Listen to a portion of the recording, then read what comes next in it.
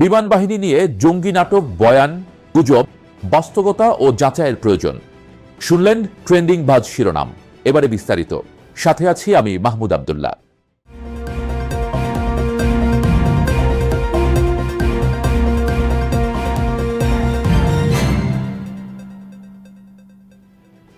সাম্প্রতিক সময়ে একটি নির্দিষ্ট বয়ান দ্রুত ছড়িয়ে পড়ছে।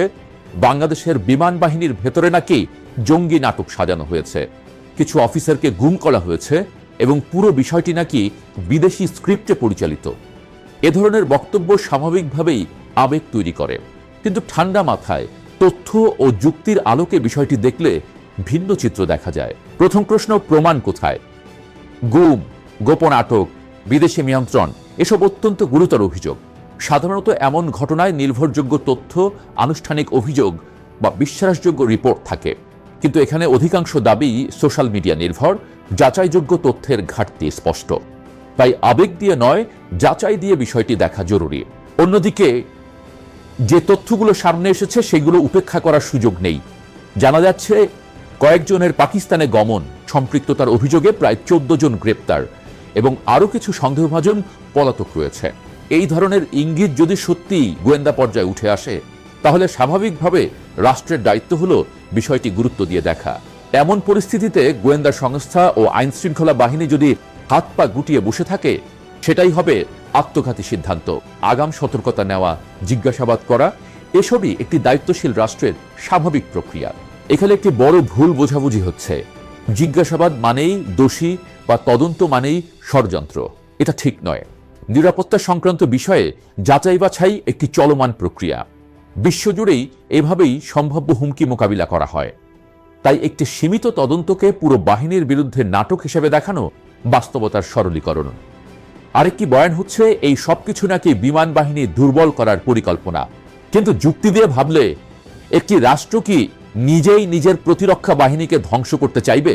কয়েকজনকে জিজ্ঞাসাবাদ বা তদন্ত করলেই কি একটি পেশাদার বাহিনী ভেঙে পড়ে? প্রতিরক্ষা নীতি, আধুনিকায়ন, যুদ্ধবিমান ক্রয় এসব দীর্ঘমেয়াদী কৌশলগত সিদ্ধান্ত, এগুলো কোনো একক ঘটনার উপর নির্ভর করে না। তাই এই যুক্তিটি বাস্তবসম্মত নয়। বিদেশি সম্পৃক্ততার প্রসঙ্গও এসেছে, কিন্তু এখানে আবার একই প্রশ্ন, যাচাইযোগ্য প্রমাণ কোথায়? প্রমাণ ছাড়া যে কোনো ঘটনাকে বিদেশি ষড়যন্ত্র হিসেবে ব্যাখ্যা করলে তা বিশ্লেষণকে দুর্বল করে। তবে এটাও সত্য, আঞ্চলিক রাজনীতি ও তথ্যযুদ্ধের বাস্তবতায় বিভিন্ন পক্ষ নিজেদের স্বার্থে বয়ান তৈরি করতে পারে। তাই কোনো ঘটনা ঘটলে সেটাকে কেন্দ্র করে প্রচারণা বা প্রোপাগান্ডা তৈরি হওয়াটা অস্বাভাবিক নয়।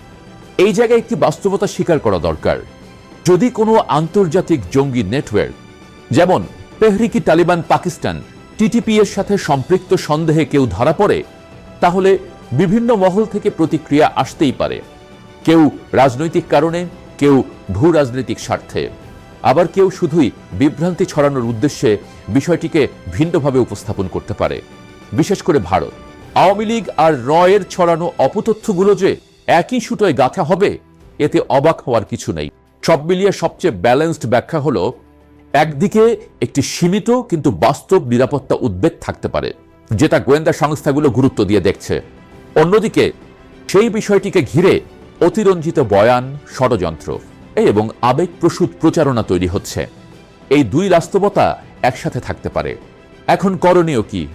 প্রথমত, গুজব ছড়িয়ে আতঙ্ক তৈরি না করা।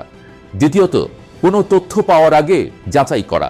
তৃতীয়ত, জাতীয় নিরাপত্তার মতো সংবেদনশীল বিষয়কে রাজনৈতিক বা আবেগী বিতর্কে না টানা। কারণ এসব ক্ষেত্রে ভুল ব্যাখ্যা শুধু বিভ্রান্তি বাড়ায় না, বরং রাষ্ট্রের সামগ্রিক নিরাপত্তাকেও ক্ষতিগ্রস্ত করতে পারে।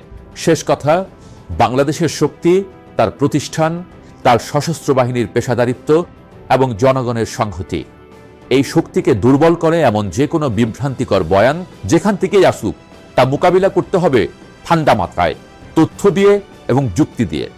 আবেগ নয়, বাস্তবতাই এখানে সবচেয়ে বড় গাইডলাইন। আজ এই পর্যন্তই। আবারও দেখা হবে নতুন কোনো বিষয় নিয়ে। সে পর্যন্ত ভালো থাকুন সবাই।